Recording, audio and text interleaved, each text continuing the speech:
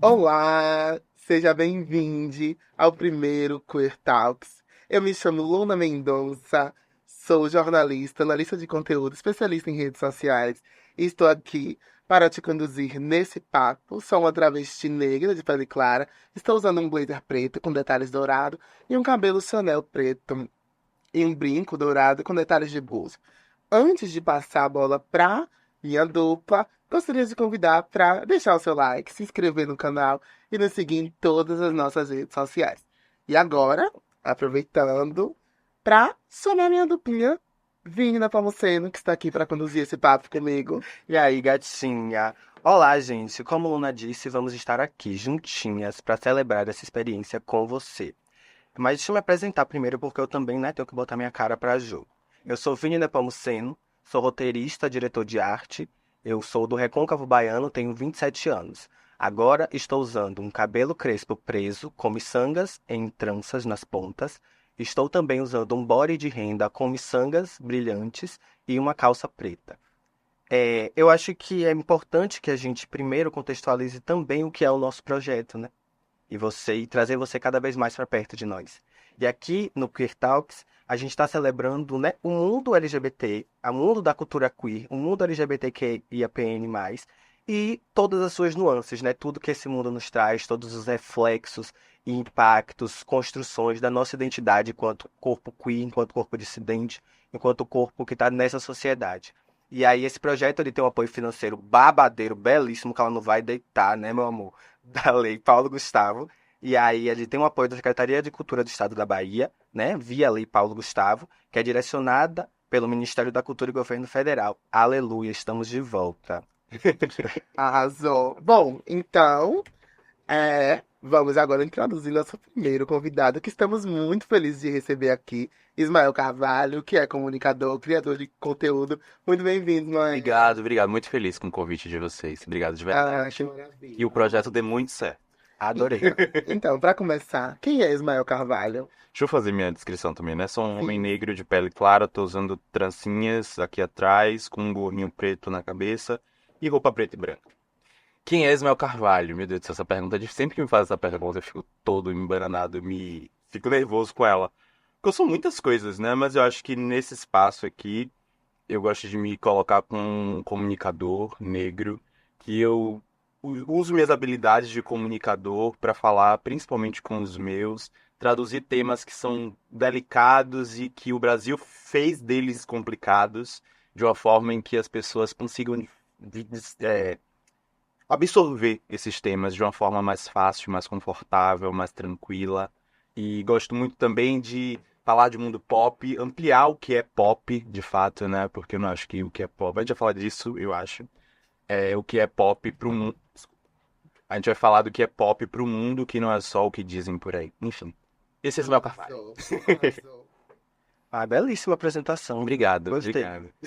Eu sou suspeito a falar porque eu já admiro a pessoa. Ah, Admiro obrigado. o artista que você é. Artista porque eu digo que você faz arte enquanto mostrar pra gente como é bom celebrar o nosso corpo. E a arte de se cuidar e de se celebrar pra mim é E impressionante. eu acho real, assim, que comunicadores são artistas também, né? Porque é uma arte você é, pegar um determinado tema, um determinado assunto e colocar ele, levar ele para o mundo de uma forma em que as pessoas curtam, que agrade, que seja legal. Então, se um comunicador comunicar bem, aquilo de fato é arte para mim. Com certeza. E eu acho que assim, tem uma coisa que fica dentro desse universo que às vezes a gente precisa ainda perpassar, porque a gente, enquanto comunicador, também está transformando, né? A gente Sem também está dúvida. gerando outros espaços, novas narrativas, novas visões. Mas dentro dessa perspectiva de quem é Ismael, eu queria pensar assim, né? Vamos pensar no coletivo mesmo, de que toda caminhada ela precisa de um primeiro passo. Sim, sem dúvida. E aí, e ela começa de algum lugar, a gente tem alguma perspectiva para lançar a nossa vida. Então eu queria saber de você assim, como foi o seu processo, principalmente na condição de se entender enquanto homem gay, assim, e de pensar como esse processo se consolida para você, né? E muito numa perspectiva também de um corpo que já é um corpo que, por mais que ele se coloque nesse lugar de uma documentação, da comunicação, é já um corpo que já comunica, né? Nós, enquanto corpos negros gays, a gente já é um corpo que comunica, porque a gente não é viril, a gente não é voraz. Eu queria ouvir você mais sobre isso também. Só pra entender melhor, esse lugar do Ismael preto gay que comunica, como foi isso desde sempre, né? Como desde sempre esse corpo existe. Assim, eu não lembro, né? Algumas pessoas não se descobrem, né? Mas algumas pessoas, existe esse start na memória de, foi aqui que eu lembro que eu comecei a me reconhecer como um homem gay ou como um homem negro, enfim. Mas pra mim foi desde sempre. Assim, eu não tenho essa memória de descoberta, de reconhecimento. Desde sempre, minha família é uma família completamente negra, então eu morava no subúrbio ferroviário de Salvador, nasci lá em Piripiri, então sempre foi um lugar comum pra mim. Então não tive essa descoberta, esse reconhecimento.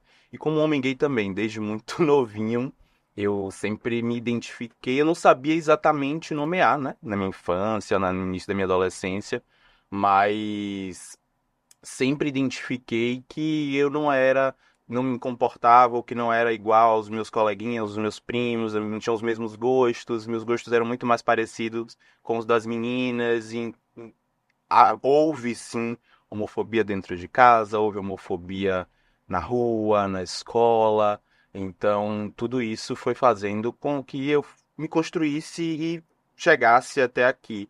Em relação ao Ismael comunicador, eu fiz publicidade como formação e a publicidade é muito na área de backstage, né? Você não é como jornalismo em que você aprende a se portar na frente da câmera e algo do tipo. Então eu sempre trabalhei ali nesse lugar de bastidor e foi mais ou menos em 2020, no meio da pandemia, que tava todo mundo ali, houve a morte de George Floyd naquele período ali no meio do ano. E eu vi todo mundo postando tela preta, aquelas coisas todas. E aquilo me deixou um pouco inquieto, sabe? Eu já vinha num processo não de identificação, como eu falei, de reconhecimento, mas de fortalecimento da minha negritude há um bom tempo, antes de 2020. E ali naquele período ali, quando eu vi aquelas manifestações, eu achei um pouco incoerentes em alguns lugares e tudo mais. E fiz um vídeo assim pros meus amigos, meus poucos seguidores ali que eu tinha na época. E aí fiz um vídeo para meus seguidores ali da época e esse vídeo as pessoas gostaram. Meus amigos ali, as pessoas que me seguiam gostaram desse vídeo. Eu falei, poxa, será que dá para eu continuar com isso? Aí fiz mais um vídeo mais elaborado, que nesse eu criei um roteiro, pensando, e descobri como a comunicação poderia ser essa ferramenta transformadora, principalmente em relação à questão racial no Brasil, É o né? que acontece hoje que é bafo, assim, acho que é perfeito esse lance. Porque muito foi negado a gente, né? Esse lugar de tratar da questão racial, né? A questão racial ela foi colocada historicamente para debaixo do pano. É um assunto que incomodava pretos e brancos, então a gente não queria falar, porque quando a gente trazia o assunto a gente era o chato. A palavra militante ainda não existia de uma forma tão forte quanto existe hoje, né? Antes de 2020. Então, ninguém queria falar. Ninguém queria falar, só as pessoas estavam mesmo no front ali, né? Eu lembro que, desculpa te Nada, Mas eu lembro que a galera sempre utilizava o jargão de que esse lugar de militante ainda era um público universitário, assim. Total. Então era o lugar de que... E, inclusive, eu acho que essa é uma das estratégias que a Branquitude usou também. Total. Ela falava, o discurso de vocês não vai chegar em lugar nenhum. Uhum. E elas diziam para as pessoas, racialidade, sexualidade, esses são temas que não são caros para você. Você não sabe o que é isso. A gente sabe o que é o jargão do comum, que é chamar o outro no pejorativo, que é chamar, negar a identidade da pessoa, né? É velar o racismo durante todo esse período, né? Desde criança a gente se vê nesse lugar. E eu amo quando você fala que você sempre foi. Porque é isso que eu me identifico também Com enquanto minha certeza. existência. Eles tentam distanciar isso, né? Trazer para um lugar de criação nossa. A gente criou isso, a gente está criando, a gente vai se recriando e eles acham que a gente estamos inventando. E nós estamos só existindo. E agora, eu queria te perguntar, dentro desse processo, né? Teve alguém que te inspirou, que te inspira, tanto a dar o primeiro passo, quanto a continuar seguindo, quanto essa pessoa comunicadora, que se entende ali no período da pandemia, né? Aham. Era o que a gente tinha. Então, conta mais um pouco pra gente essa Esse processo, né? referências. Assim, minhas referências, eu acho que, antes de tudo, é a minha família e as pessoas próximas a mim, meus amigos, negros e negras. Então, acho que são essas pessoas, é, além da minha própria vivência. É Coca-Cola, gente. Olha a fogo. Tirar a Coca-Cola. Então, esses meus amigos, minha família, e eu acho que morar no subúrbio, pra mim, porque assim, eu morava no subúrbio, no sul ferroviário de Salvador, em Piripiri, e estudava em um colégio particular aqui no centro. Porque meu pai era professor das escolas e eu e meu irmão estudávamos como bolsistas. Então, ver esse choque de diferença todos os dias da minha vida, de segunda a sexta-feira, um adolescente em formação, isso fez com que eu entendesse que algo muito errado acontecia na sociedade em vários âmbitos, inclusive no racial. Então, até porque a gente tem uma pseudo-elite soteropolitana branca que usa, inclusive, da ferramenta do racismo para se autodeclarar, sabe? Para se auto-empoderar. Se é que É a pior parte. É, Pior parte. Da gaiatice delas. então, assistir isso, e naquela época era um momento em que eu não tinha essa elaboração teórica, né? Eu via que estava acontecendo e via que estava acontecendo uma coisa errada, que isso não estava certo. Então, acho que foram as minhas vivências me influenciaram muito. Minha mãe, e meus pais, eles nunca foram muito pedagógicos no sentido da questão racial. Nunca leram muitas coisas, mas eles já tinham dentro dele, por conta das próprias vivências, um empoderamento e uma força muito grande em relação a isso, né? De escutar muita música negra em casa, de fortalecer muitos artistas negros. Minha mãe usou trança pela primeira vez, eu era muito criança. Tipo, não era na época do boom das tranças, né? Do boom do cabelo black. Era na época em que todas as mulheres negras alisavam os cabelos. Ela também teve esse período. E aí eu lembro na época eu era muito criança, quarta série, e eu lembro de minha mãe trançar o cabelo e chegar na minha escola, era escola particular, e eu levar um baque, assim, eu falei, gente, como assim? Sem entender aquilo direito. E depois, e hoje em dia eu vejo, sabe, o quanto isso era fortalecedor pra ela, pra identidade dela. Então eles sempre trouxeram esses assuntos pra dentro de casa, não como uma aula, mas num lugar comum, um lugar do que é correto, sabe? Então meu pai, por exemplo, já falava de artistas como Margareth Menezes e Gilberto Gil dentro de casa desde sempre, sabe? Milton Nascimento, Djavan. Então isso acho que isso criou e fortaleceu muito a minha identidade como um homem negro. Hoje eu vejo muito reflexo disso em mim, sabe? Nos meus gostos, no que eu falo, no que eu debato, no porquê eu debato. E aí, na pandemia, uma coisa que me inspirou tipo, muito foi um livro que eu li. Eu li um livro que se chama Tornar-se Negro, de Neuza Santos Souza. Perfeito. Nunca mais não. É meu livro favorito também. Eu acho que toda pessoa negra no universo deveria ler esse livro, de verdade. Porque é um livro transformador. Ele fala sobre a- como um homem negro, né, como uma pessoa negra brasileira, quando ela ascende socialmente, ela tende a se embranquecer em vários âmbitos. E aí ela fala sobre quantas vezes a gente ouviu na família que tinha que casar com um homem branco para limpar o ventre, tinha que colocar pegador no nariz para afinar o nariz, a associação com pessoas brancas para se sentir mais pertencente. Então ela vai fazendo e elaborando sobre esse tema de uma forma muito lúcida e didática que me fez despertar, assim, criar vontade de, pô, acho que eu posso usar minhas ferramentas que eu tenho com uma pessoa que estudou publicidade, com uma pessoa que gosta muito das redes sociais, para ajudar de alguma forma, mesmo que minimamente.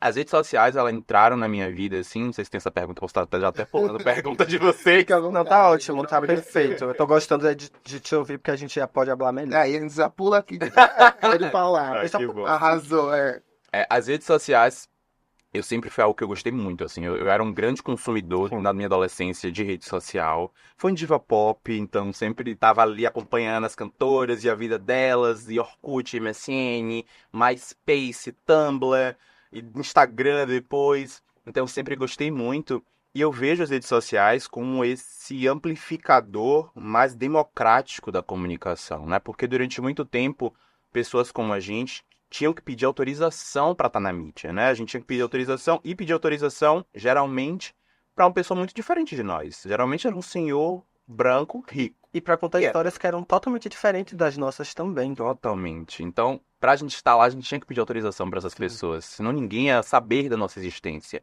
Hoje em dia, a rede social chega pra democratizar um pouco mais isso, né? Porque não chega em todos ainda, como muita gente pensa, mas já chega numa parcela legal da sociedade que eu acho que já dá pra gente transformar alguma coisa. É isso. Ai, massa. É isso. A gente tá fluindo tão bem o papo que acaba que a gente chega num eixo que pra mim é muito caro, assim, de pensar. Porque você fala, né, nesse lugar da comunicação, você fala dessa coisa de... E Luna até te traz também esse lugar de repertórios, né? E aí você traz a internet também nesse lugar, né? Hoje a gente tem influenciadores digitais, criadores de conteúdo, e pessoas que comunicam e geram determinados mecanismos de repertório pra gente. Eu lembro quando você fala de diva pop que eu tive acesso à minha sexualidade pela boca do outro, porque eu era criança e eu não tinha ainda desejo sexual. Então minha sexualidade foi acessada pela boca do outro por causa de um DVD pirata de que tinha Beyoncé, Nelly, Rihanna, que venderam 101 divas pop. E aí logo após isso, só que esse conteúdo pra mim, ele chegou, mas ele não tocou tanto, porque logo após esse primeiro contato, eu já comecei a correr atrás de Joelma do Calypso. Aí eu ia atrás, que são as nossas divas pop, nossas divas pop. Então era Joelma do Calypso, Mila Carvalho, Companhia do Calypso pra mim, meu amor, era destruição, derrubação. E aí eu buscava essas referências, só que sempre o outro colocando. Então, o outro nunca fazia aquele olhar de humanização e da sexualidade como uma performance de existência, né? Mas fazia aquela coisa de julgar pela coisa de... Ai, não vou discutir gênero com você aqui. Você é mulher. Você tá querendo dançar essas músicas de mulher, botar um pano na cabeça pra dançar música de mulher. Invalidava que a banda de Joel é uma cheia de bailarino. Eu queria ser um bailarino de Joel. Porque eu tive a identidade como pessoa cis desde sempre. Mas assim, pensar como essa condição do outro contar a nossa história e do outro dizer a que a gente veio a partir das nossas performances, ela vai... foi uma coisa que me construiu também, mas que me quebrou logo no primeiro acesso à universidade. E aí, por que é que eu faço esse apanhado contigo? Porque hoje a gente está vivendo numa leva geracional, eu acho, e minha amiga aluna, a gente conversa muito sobre isso. A gente está vivendo sobre uma ótica de relações de influência digital e como essas influências digitais, elas elevam e sucumbem pessoas. Sim. Então eu tenho exemplos de como uma mãe de São Paulo que tem 3 filhos e ela consegue deixar o filho ter suas vontades próprias. Então ele quer usar outros tipos de camisa, outros tipos de cabelo, outras identidades que não são as que o outro condicionou como as identidades masculinas. Sim. E ela, além de fazer isso no dia a dia, porque é uma realidade que ela já vive dentro de casa, ela automaticamente insere isso também numa plataforma de vídeos. E aí você vê a criança sendo rechaçada assim por milhares de pessoas. E aqueles jargões que o outro joga sobre a gente. E aí quando a gente vai pensar numa criança negra, a gente só vê os memes, né? Então é a criança negra, a criança viada. Aí bota a criança negra, exime ela inclusive de uma identidade e de um lugar mental saudável. E automaticamente joga ela nesse lugar de abastada, de palhaçada. Então faz aquele grupinho, a rodinha pra dançar. E tem esses outros recortes de realidades. E aí eu acho que, dentro desse contexto, o nosso maior desejo enquanto pessoa, e aí eu enquanto criança, sempre desejei ter... Eu queria que um dia a Joelma falasse comigo, mas só pra ela dizer assim, olha, você... Porque até então era ruim ser viado, porque todo mundo dizia que eu era viado, eu ficava com medo. Queria que o Joelma falasse assim, olha, eu vou na sua cidade hoje falar pras pessoas da sua cidade que você é meu bailarino, porque é isso que eu queria ser. Então, assim, qual conselho você, enquanto figura de repertório, figura de referência que se cria para outras pessoas em diferentes e distintas gerações, qual conselho que você dá para alguém que passe por um momento de autodescoberta, mas não de autodescoberta por si, que a gente sempre foi, mas que passe por esse processo também de querer, tal qual o que Joelma falando comigo, assim, que alguém te encontre, ou encontre outras pessoas, encontre a Luna, encontre a mim, e que tenha também esse desejo, sabe, de autodescoberta, assim, e de afeto mesmo, de encontrar com amor nesse processo consigo próprio. Eu acho que é entender que o tempo, ele se encarrega de muitas coisas, sabe? eu sempre falo que eu estou ainda num processo de autodescoberta de quem eu sou e estarei nele até o dia que eu for embora. Então, eu mudo o tempo todo, eu mudo de pensamento, mudo de ideias, mudo meus gostos, todos os dias. Eu tenho 32 anos e nos meus 30 anos, para mim, foi bem complexo, assim, porque eu achei que eu sou virginiano, então os virginianos, eles têm uma ideia, assim, de perfeição e que as coisas precisam ser perfeitas e que se sai do que ele tá trilhando não faz sentido. Então eu cheguei nos 30 anos achando que eu criei ao longo desses 30 anos uma fórmula perfeita de como lidar com a vida. Eu cheguei nos 30 anos dizendo, poxa, eu sei como lidar quando um cara escroto chegar pra querer namorar comigo e me fazer mal. Eu sei lidar quando um amigo falso chegar e for falso comigo. Eu achei que eu tava com essa fórmula pronta na minha mão. Até muito pouco tempo atrás, até o final desse ano. E aí uma série que eu assisti, Insecure, o nome da série, é uma série americana de duas mulheres negras, maravilhosa, produzida e feita por mulher negra. E aí essa série eram duas mulheres negras amigas e elas viviam a vida delas. Era uma série tipo vivendo a vida. E aí tinham várias situações em que ambas passavam e você via como cada uma delas lidava de uma forma completamente diferente com as suas questões. E aí, essa série meio que e algumas coisas davam certo pra uma, dava errado pra outra, e na outra vez trocava, dava errado pra outra, e certo pra uma. E aí eu falei, poxa, eu nunca tentei fazer isso dessa forma. E aí aconteceu outra situação na série, eu falei, será que se eu fizesse dessa forma, será que eu fosse atrás da pessoa que falou que não me quer mais, será que não podia ter dado certo? Será que se eu saísse do meu orgulho e fosse resolver tal problema com tal amigo, será que não tinha dado certo também? Então eu descobri que eu não tinha fórmula de nada, que eu ainda precisava experimentar muitas coisas. O multiverso do Ismael. Um multiverso do Ismael.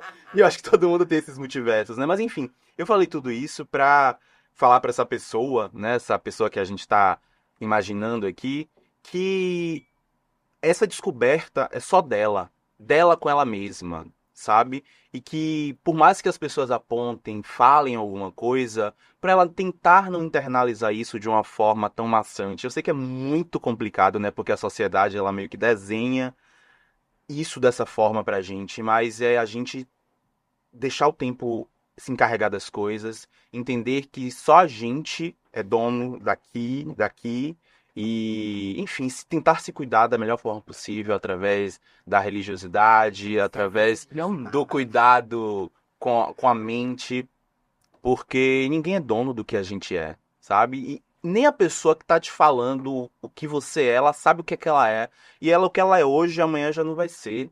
Então isso é pura hipocrisia, pura doença mental e que a sociedade tá cheia de gente doente aí, Arrasou. né? Não, tu trouxe uma coisa muito importante sobre o olhar do outro e não permitir, e saber de si.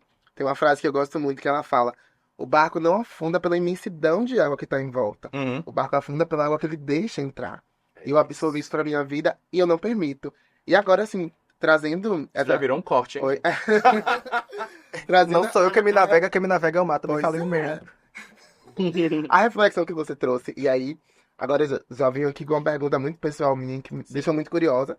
Tu é virginiano, busca a perfeição igual a mim, também é virginiana, também buscando a perfeição. E assim, eu vejo tu, quando profissional da comunicação, que deu certo. Eu não gosto quando usa esse termo deu certo, mas, Se você enfim, soubesse. mas é. E aí eu te vejo como referência, eu te vejo como alguém ali que é uma referência pop, é uma referência LGBT+, é uma referência de grandes programas. E aí, eu queria. Você se vê como essa referência? Você se vê nesse lugar? Você falando aqui, eu fiz me caindo. Você falei, Porque a gente se vê nos bastidores. A gente sabe o que tá acontecendo lá em casa, a síndrome de impostor e tal.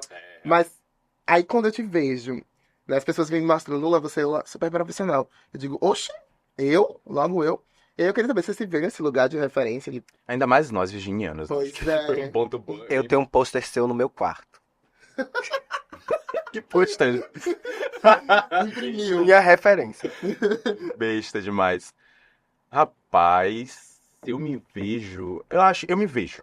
Eu me vejo como referência pra muita gente. Até porque desde o início eu recebi muitos feedbacks positivos, inclusive pessoalmente, assim. Eu lembro que quando acabou a pandemia não, né? Quando as coisas começaram a melhorar e as pessoas começaram a sair, muitas pessoas chegaram a mim pessoalmente para falar relatos, depoimentos, relatos e tal. Então isso mexeu muito comigo e fez com que eu entendesse o lugar que eu estava ocupando. Mas assim, antes de tudo também, eu acho que intencionalmente eu me coloquei um pouco nesse lugar, sabe?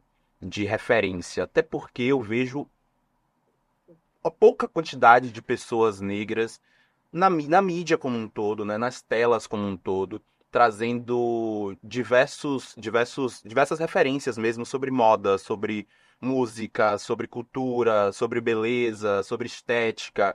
Então, quando eu comecei a falar sobre questão racial, e eu falava num lugar muito didático sobre determinados temas, eu resolvi também falar, poxa, a gente tem outras coisas também dentro da questão racial que a gente precisa cuidar para a reconstrução dessa identidade, né? Não só falar, racismo estrutural é isso, racismo recreativo é aquilo. Eu acho que não só esse entendimento, mas entendimento do que é belo, essa reconstrução, essa descolonização do que é belo, do que é bom, do que é pop. Então, a gente entender isso é muito importante para a gente se amar de fato, sabe? A gente se vê em vários lugares.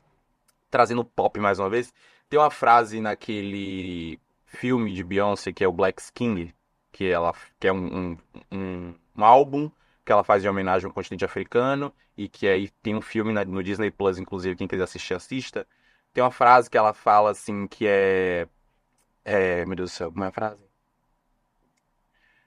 Quem muito não se vê em lugar nenhum pode achar que nunca existiu. Então, a gente não se vê nos espaços, em lugar nenhum, faz com que a gente não queira sonhar, faz com que a gente não se inspire, faz com que a gente realmente não se sinta vivo, sabe? Porque a gente sempre quer ser o outro. A gente cresceu, pelo menos eu tenho muito essa memória de crescer querendo ser parecido com o outro, né? Com o branco, em vários aspectos, né? A referência de riqueza que a gente tinha era ir pra Europa. Hoje em dia eu penso, eu quero fazer o quê na Europa? Sabe? Um lugar que colonizou o mundo todo, que acabou com o planeta todo e que, sabe? Eu quero fazer o quê lá? Ver as coisas que eles saquearam do continente africano e levaram para os museus deles? Ver casas parecidas com as casas que tem no Pelourinho, porque eles colonizaram o Brasil inteiro e fizeram do que fizeram com a gente? Eu quero fazer o quê? Enfim. Eu adoro. Eu adoro. Então eu fui para esses lugares. Eu criei mesmo, né, nas minhas redes sociais, esses espaços de referência mesmo, e eu tento seguir com eles, sabe? Tanto estética quanto moda, quanto em relação a o diálogo mesmo com os meus. Enfim, eu sempre chamo as pessoas negras para conversar sobre várias questões, porque eu acho muito importante, sabe? Tem poucas pessoas fazendo isso, né? Sim, sim. Olha, nosso, vou mandar um beijo pra nosso roteirista, que ele tem um feeling, porque você disse, vou falar um pouco de pop, mas o Taj agora, vamos falar de pop. Tá vendo aí? Então, O nosso roteirista, ele parece que teve uma pré-conversa. sim, eu tô sentindo. Mete única, Mete cara. única. Ela merece. Merece os elogios, porque o timing foi muito bom. Aham. Mas assim, agora falando sobre pop mesmo, sobre esses artistas, né? Amo. Agora, temos muitos artistas no Brasil, Temos. diversos. Óbvio que ainda não, nem se compara, né? O nível de desigualdade de artistas trans, artistas negros e artistas do norte do país, artistas do nordeste. É uma disparidade muito grande com os outros lugares, principalmente o sudeste, né? Uhum. Que é o centro artístico do Brasil, onde está o dinheiro lá investido. Está o money. Sempre tem que protestar. Protesta. Mas, e aí nesses artistas temos Lineker, Urias, Irmãs de Pau, isso, uma gama enorme de artistas. Mas assim, queria saber quem te inspira nesse meio, quem são suas primeiras referências, como essas referências, lá aquela cantora antiga como a Vini trouxe Joelma. A minha era a Rita Lee, viu? A minha da infância era a Rita Lee. Olha só. Pois é, Que querida. não sei porquê, mas era apaixonada. Mas assim, te fizeram ser quem você é hoje, né? Aquela primeira referência lá, até as que vêm hoje em dia e vão surgindo. Aham. As primeiras de tudo, eu acho que foi Xuxa e Angélica, né? De tudo, assim, na minha infância. E eu acho que, tipo, eu falei Xuxa e Angélica, Vini falou Joelma, né? Você falou Rita Lee.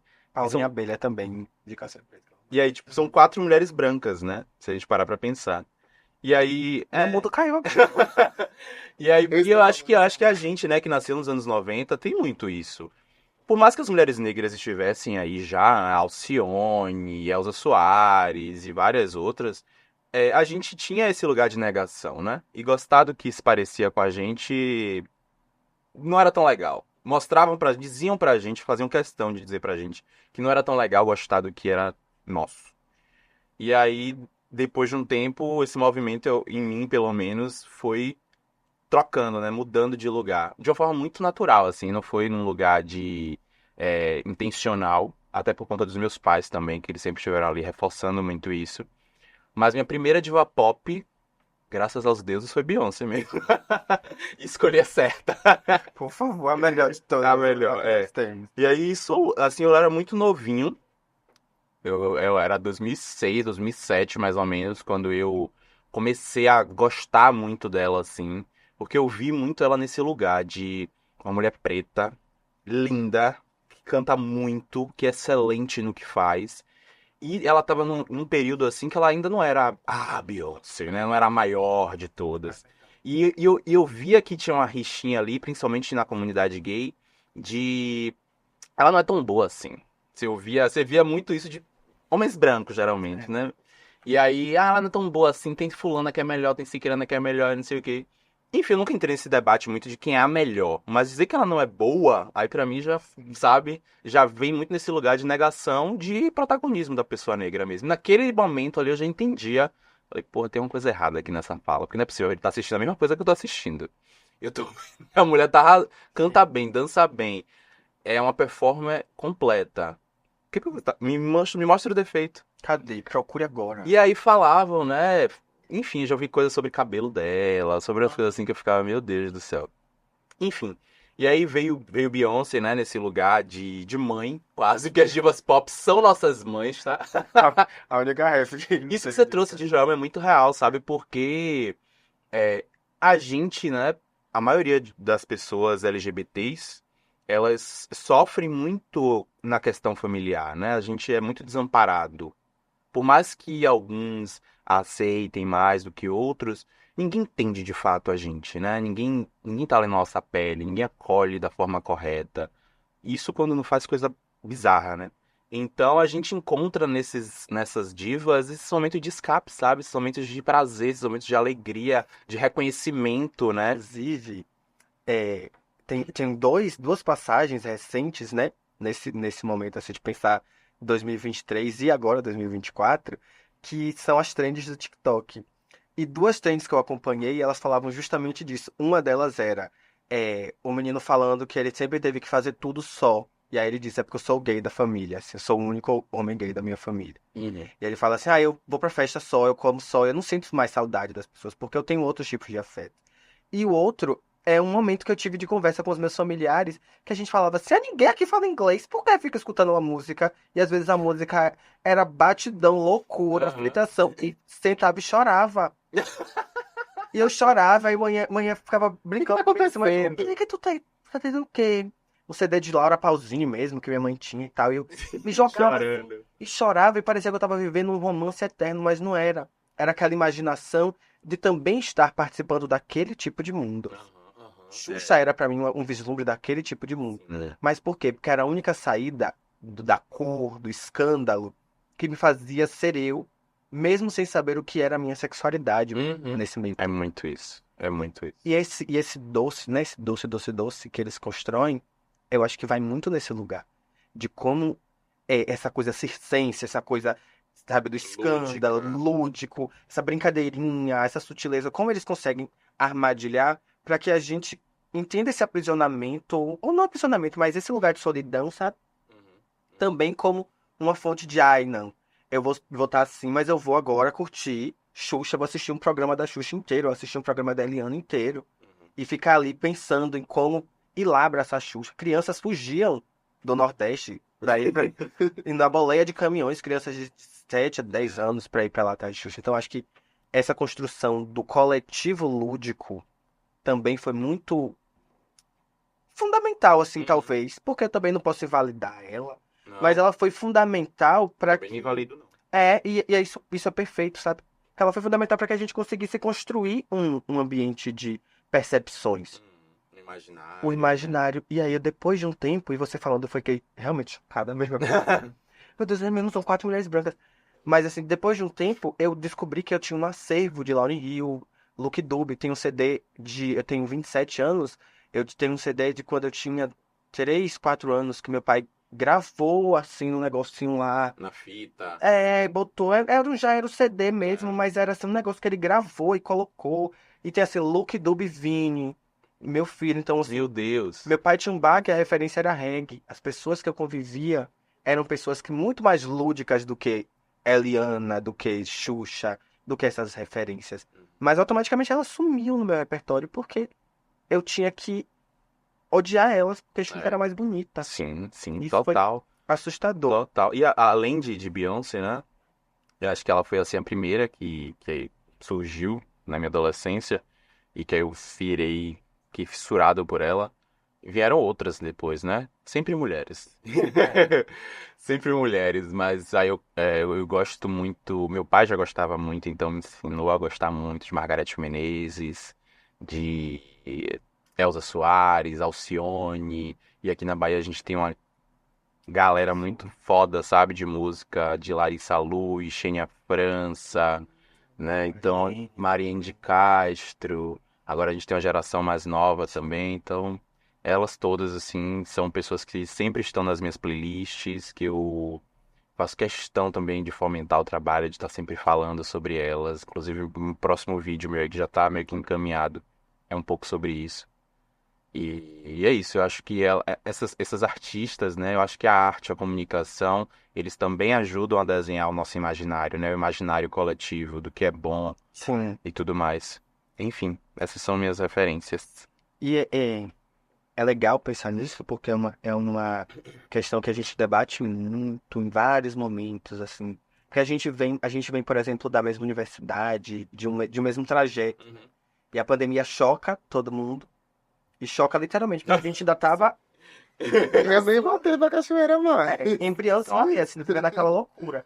E a pandemia cria uma outra corporeidade na gente, assim. Sim. E aí, nós somos também contemporâneos de Suede Nunes, de Meli, de Raquel Reis. Então, assim, pensando sobre nesse recorte mesmo, né, de cultura baiana também, que eu acho que cultura do recôncavo, que é uma efervescência tão, tão rica e que também é tão explorada quanto Bahia para o Sudeste, assim. Uhum. Porque o recôncavo ele é explorado dentro da própria Bahia, assim. Uhum. Então, a própria Bahia explora o recôncavo, né? E parece que o recôncavo, que é, inclusive, nessas fontes de descobrimentos e emancipações, parece que ele fica naquele lugar fetichista ainda, assim, na Bahia. De contar, parece que só no recôncavo tem candomblé, só no recôncavo tem essas culturas. E aí eu penso também, assim, e como essas, né? E pensando nesse cenário pop também, né? De como o audiovisual dessa galera tem sido produzido, de como essa galera tem se colocado, inclusive, nas performances também para espaços de disputa, espaços de guerrilha, Uhum. né? E aí pensar em prêmios de música brasileira, e pensar em shows em espaços que até então não eram, mas pelo avanço das redes sociais e por presenças como a sua nas redes sociais também. Sim. Como isso impacta, sabe? Porque é isso, você influencia hoje visões, inclusive, de marcas que nem pensavam sobre a gente. E aí eu queria te perguntar sobre como você enxerga também essa. E você já deu um caminho sobre isso, Uhum. mas assim, perguntar na verdade não, eu queria conversar mesmo com Sim. você. Como eu Sobre entendo isso como nesse você entende essa nova cenário. geração de artistas e assim, e como você compreende isso numa perspectiva de identidade nossa mesmo, Sim. sabe? Enfim, a gente viu uma mudança assim grande, né, na música baiana, no cenário musical, mas basicamente algo que já existia e que com as redes sociais também eu dou muito valor às redes sociais nesse sentido, de que deu mais visibilidade para uma galera que sempre teve talento, que construiu a música nacional, a música baiana, a música brasileira, e que era invisibilizada, era apagada e que não recebia o protagonismo.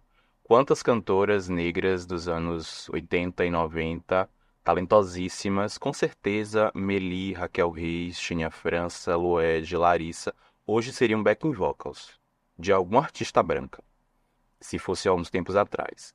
hoje em dia, muito também por conta dos avanços que nós tivemos, né, em relação a políticas públicas, as pessoas negras nas universidades, as pessoas negras com mais grana para ir em shows, em eventos, ter suas músicas nas playlists, ter suas próprias playlists, ter suas próprias festas de música. Então a gente também está com o poder de decisão na mão até determinado ponto, porque não estamos no mundo ideal nem perto dele. Mas então a gente meio não, a gente cansou totalmente de ouvir pessoas brancas cantando as nossas histórias, a gente cansou de ouvir, a gente cansou quando a gente tem esse dinheiro na mão e ainda é muito pouco, né? Muito, muito, muito pouco, e são poucas pessoas, mas quando a gente tem esse dinheiro na mão, a gente não quer dar esse dinheiro para pessoas diferentes de nós, Sim, né? sim, sim. Então a gente quer dar nosso dinheiro para pessoas que sejam parecidas com nós. Então por isso que a gente vai para Afropunk, por isso que eventos negros têm lotado no Brasil inteiro, como no Manice, como Tardezinha, como o Afropunk, como o Baticu. Então a gente tem revolucionado mesmo, né? Se as empresas não enxergarem que a revolução, a transformação do Brasil, inclusive economicamente falando, está nas nossas mãos, a gente vai continuar sem andar para frente, sabe? Catou. Vai mesmo. Então eu vejo esse cenário assim com muita felicidade, de verdade. Eu acho que elas ainda não têm tudo que merecem, sabe? Eu quero ver essas mulheres tão milionárias quanto as brancas do axé são, que eu adoro também, algumas. E que Até gosto um pouco. e que então eu quero ver essas meninas todas milionárias, sabe, cheias de dinheiro, porque talento tem de sobra, excelência tem de sobra.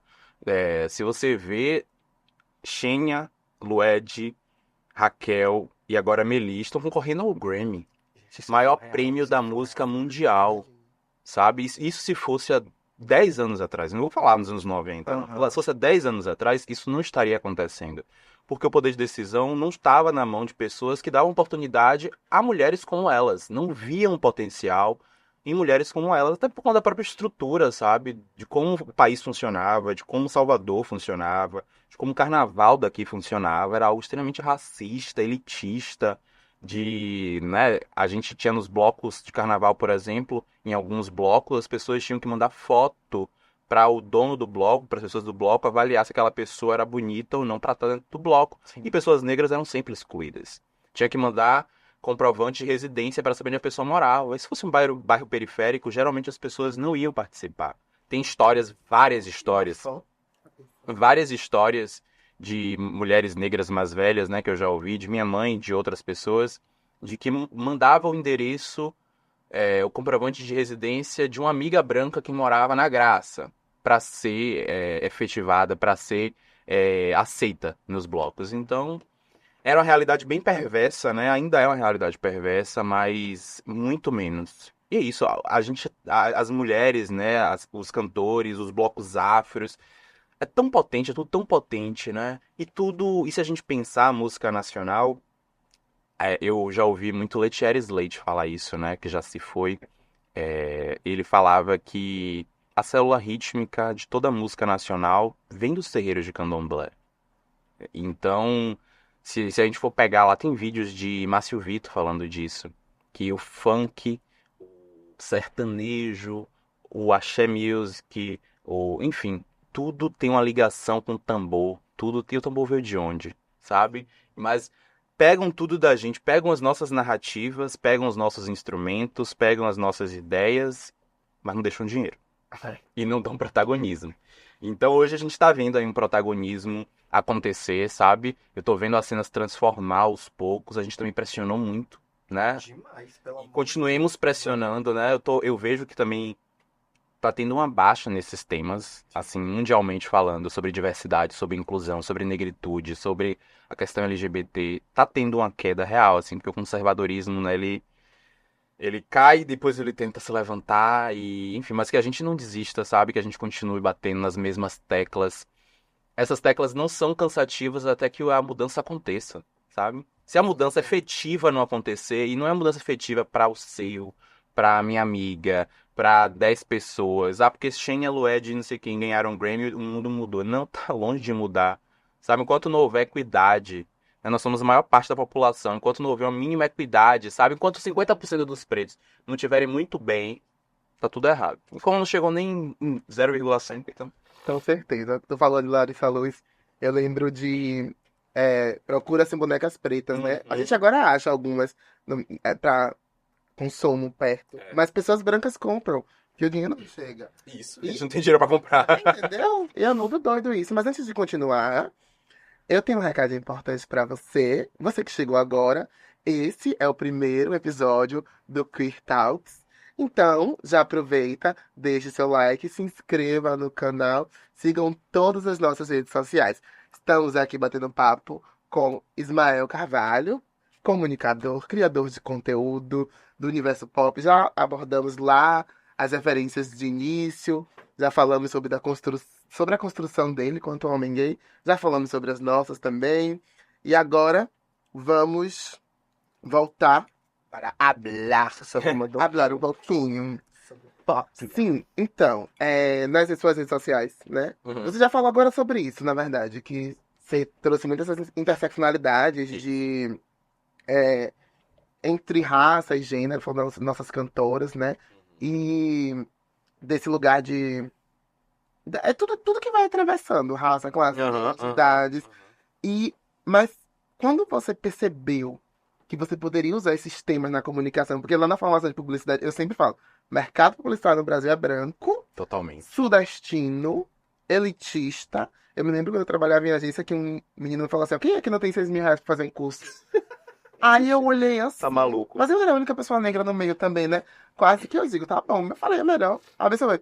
Então, É melhor não levar pra você. quase que eu digo, você pode me dar então, já que vai. Mas aqui pra assim, mim. quando é que você percebeu que teve esse insight? Disse, eu posso falar sobre isso nesse lugar que estou. Assim, eu não percebia, assim. Era mais uma necessidade minha botar pra fora, sabe? Já eram temas que estavam ali na minha mente, porque as redes sociais, a criação de conteúdo, ela veio muito num lugar de compartilhar o meu processo de descolonização mental, o meu processo de construção de identidade, o meu processo de construção de referências. Então, a criação de rede social, na rede social, ela veio muito nesse lugar, né? Se eu tô mudando, se eu tô me desconstruindo, me reconstruindo, por que não fazer com que outras pessoas venham junto comigo nesse processo? Então, foi muito nesse... Porque, por exemplo, meu vídeo que me estourou, assim, né? Estourou a bolha, que fez com que muitas pessoas me seguissem de uma vez só. Foi um vídeo sobre desigualdade racial na música baiana. Exatamente esse tema, né? Que era um vídeo que Thaís Araújo, na época da pandemia, fez uma live com Ivete Sangalo. E aí eu lembro que ela abordou Ivete e perguntou assim: por que Margareth não é tão famosa quanto você, Ivete? E aí dali saiu um insight na minha cabeça. E falei, porra, vou pegar esse trecho e fazer um vídeo a partir dele.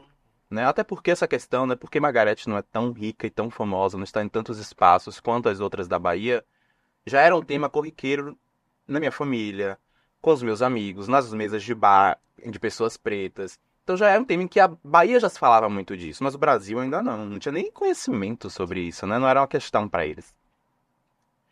E aí eu resolvi fazer esse vídeo porque muito nesse lugar. Já era um tema em que já estava dentro de mim e eu fui lá e coloquei pra fora. Então, e aí eu fui vendo, né, a partir dele, que existia a necessidade de trazer outros temas desse mesmo aspecto para as pessoas. Amo vocês, não se esqueçam de se inscrever aqui no canal, deixar o seu like e ativar o sininho logo que quando fizer... Não é o santo que tá chegando, não. É o nosso episódio. Se liga, bofe. Ismael, Diga-me. eu adoro esse lance de pensar em repertório. Sim. E a gente falou muito sobre repertório, a gente foi pensando, né? E a gente também. Vocês estão comigo, pensando junto. A gente pensou muito nessa construção de identidade, como essa identidade ela foi projetada e ao mesmo tempo como ela se reformula nesse percurso. A identidade que nos colocam e a identidade que a gente tem. E a nossa identidade. A identidade que afirmam que a gente tem que ter e a identidade que a gente sempre teve. Né? Sim. Então eu não me torno gay, eu sou gay. Eu não me torno negro, eu já sou negro. Sim. Então antes de ser, eu já estou sendo.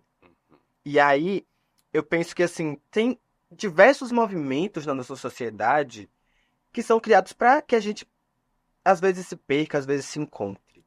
Muitos. E aí tem movimentos como a nossa própria condição enquanto comunidade LGBTQIAPN+, Uhum.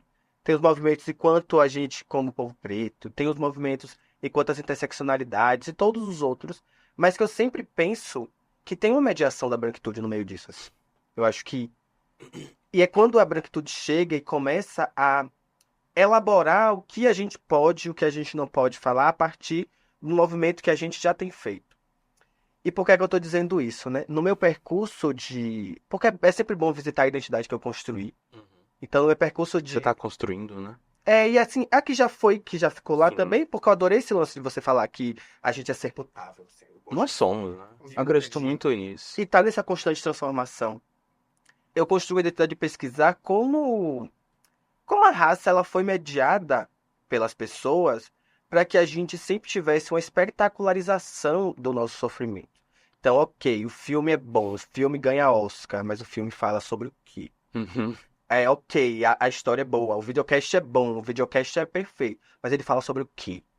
Então, qual é o lugar que eu preciso te colocar para que eu reafirme dentro de mim, sabe? Então, não, vou falar, Ismael, vamos agora construir uma persona de homem gay oprimido.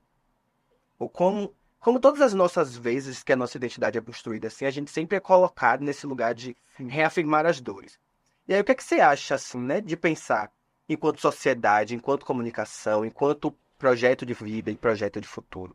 Uhum. Que existe nesses próximos rumos, nesse ambiente. E eu posso até cortar para esse ambiente que a gente está aqui também, tá? O ambiente virtual, assim.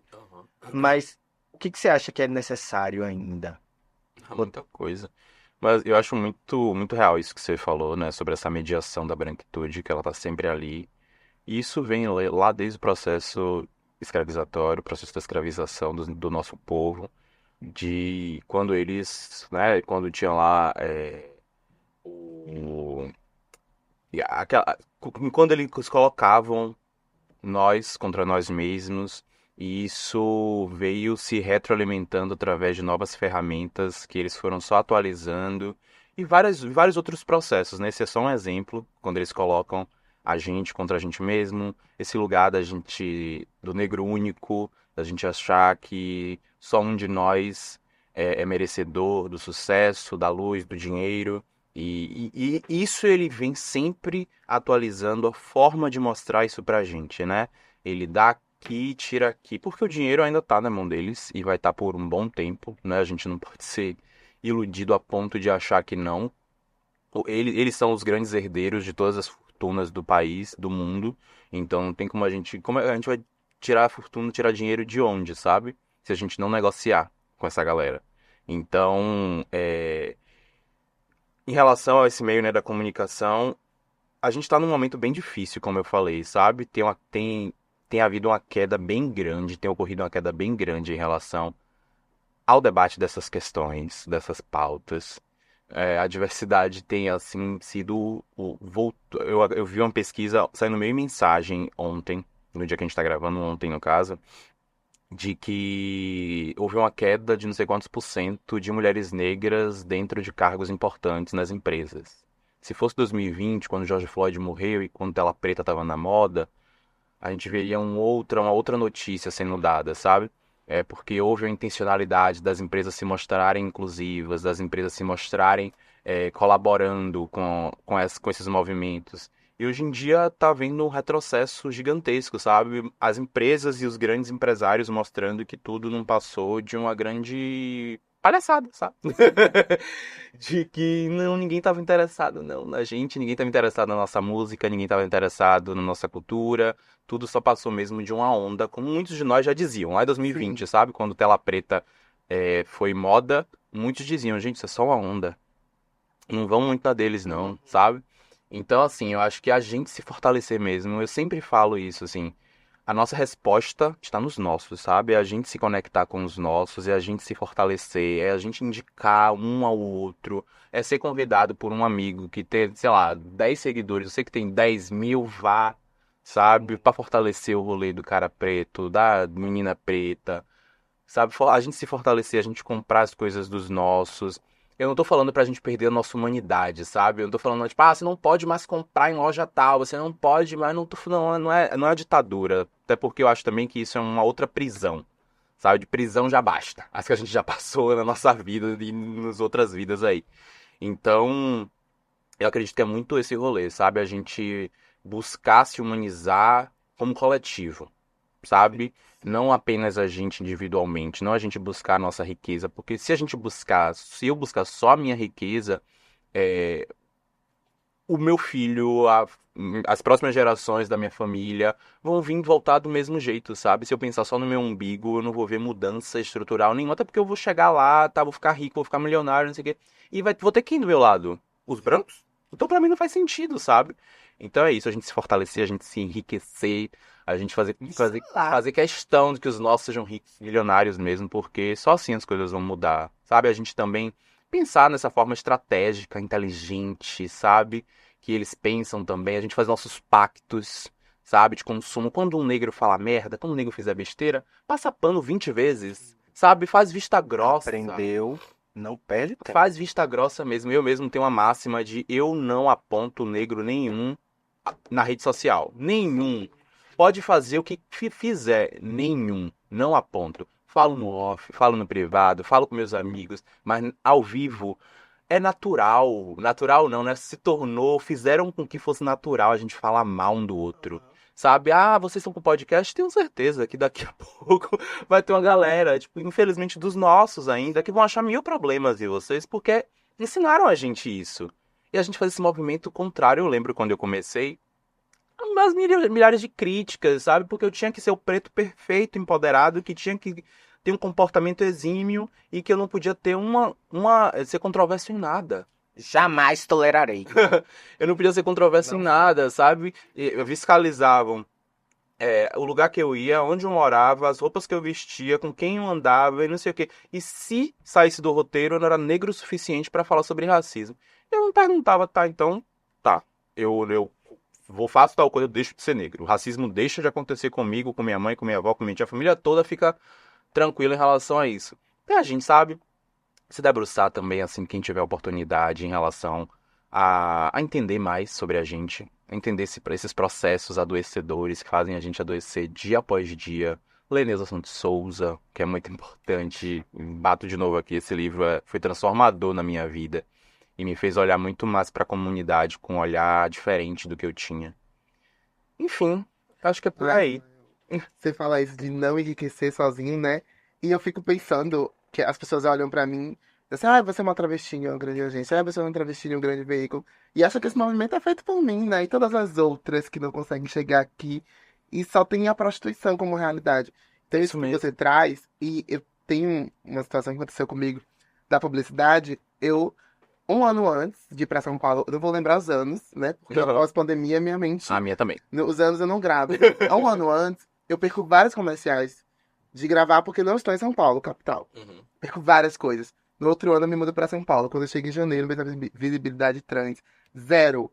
E tipo, foi papo de perder uns 16K, sabe, de Aham. publicidade, um ano anterior. E no outro ano, não existe nem uma possibilidade.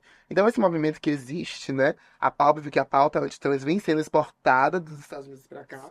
E todas Com a as pauta outras racial também. pautas, tudo vem junto, aí você traz isso. Eu confesso que eu tava com um olhar pra minha comunidade, Sim. sabe? Por mais que eu seja uma pessoa negra, eu tava focada nessa pauta antitrans. E você me traz esse movimento de que é geral. É, geral. É todos nós. Então, esse Uhum. movimento que a gente faz, esse movimento que a gente faz de estar aqui, de se apoiar, é fantástico. E é o tem que que ser vai assim. transformar isso, né? Concordo 100%. Também. E falta talvez um olhar humanizador da gente com a gente também. Totalmente. Porque eu fico me perguntando, na maioria das vezes, e eu pergunto pra vocês também, assim, eu acho que é uma dúvida que vai ficar no ar pra todo mundo. Mas fico perguntando até que ponto a gente consegue entender a nossa identidade e reverberar ela. E aí, por que que eu falo isso? Todo tempo a gente se vê numa mesma caixa. Ou às vezes a gente se vê num conglomerado de caixas. Mas a gente sempre quer abrir a única que agrada aquela pessoa e naquela situação específica. Então, e eu tô dizendo pra você, marca de cabelo que destruiu a cabeça de minha família várias vezes e que agora é rainha de de caixas e de cuidados com cabelos crespos, e que, inclusive, minha mãe teve quase um processo químico de queimadura com tratamento de cabelos cacheados. Mas, assim, de como esses espaços, eles criam na gente esses aprisionamentos, e agora eu quero ir cantar em tal festival, então agora eu vou buscar uma referência disso, então eu vou ali no meu arsenal de caixinhas e vou me encaixar nessa caixinha. Agora eu quero ir para determinada emissora de TV, então eu vou me encaixar nessa caixinha. Eu, enquanto roteirista, eu vivo muito esse processo. Porque as pessoas me dizem assim, eu tenho 10 anos de cinema, e as pessoas me dizem o tempo inteiro, não vai rolar. Não vai rolar, esse filme aqui não é bom, essa narrativa aqui não é boa, isso aqui não encaixa, isso aqui não vende. E aí eu fico me perguntando por quê? Porque falta alguma coisa. E aí eu tenho que ir lá revisitar uma caixinha de dor e sofrimento para botar para que esse filme seja importante. Eu tenho que falar de mim, da minha sexualidade, da minha identidade, do lugar onde eu vim. Eu sou isso, eu sou Vini Nepomuceno, filho de agente comunitário de saúde, jardineiro. Primeiro da família a entrar na universidade. Tenho 10 anos de trajeto entre graduação e pós-graduação. Mas isso é só um terço do que é essa vivência, porque eu também bebia, brincava, me divertia, produzia. Então, assim, essa coisa de que hoje eu tenho que me formatar isso, hoje eu tenho que me formatar aquilo, acho que falta ainda na gente entender as nossas identidades singulares, porque é isso que faz a gente ser tão dissolvido coletivamente, assim. E eu me pergunto nisso o tempo inteiro, assim. Eu gosto de você, mas eu gosto de você por alguma coisa que você me dá, que me agrada.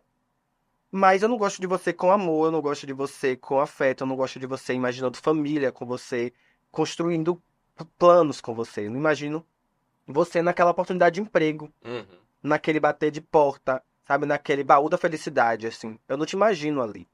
Por quê? Porque eu me enquadro em determinados ambientes que sua identidade me valida.